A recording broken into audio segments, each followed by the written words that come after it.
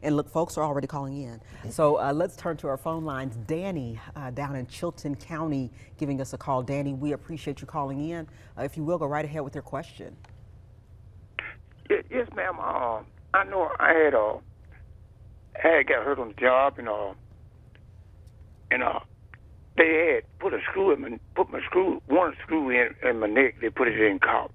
They caulked a screw in my neck, and I didn't know nothing about it at the time. But I know the statutory liberty that's saying on my tablet saying it might be too old, but I'm still on work my comp.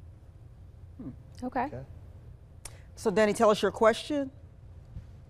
Yes, I want to know, is there anything I can do about it?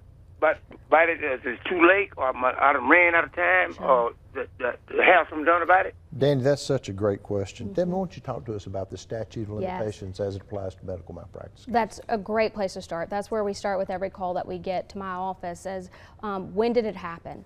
There's only 2 years to pursue a claim for adults with medical malpractice and nursing home. So that means 2 years from the surgery. For Danny, if it's, you only have 2 years to file the claim, and that means 2 years from the date of death of a loved one that may pass away and you believe it's at fault of the medical professions and something that they did.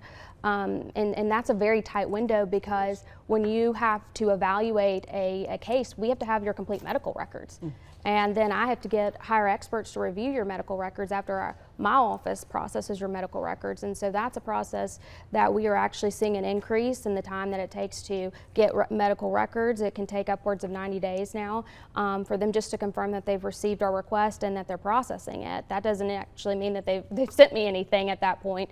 And so we like to have 12 months to evaluate a case before that deadline to file, so that we can get you an answer. And if that answer is no, you have the opportunity to go ask somebody else, because just because I say no doesn't mean you don't have a case. Right. It just means it doesn't fit my case selection criteria. That's great. That's great. Well, that's a great answer, a great question, a great answer out of the box. So thank you so much for that. And Danny, I hope that answers your question as well.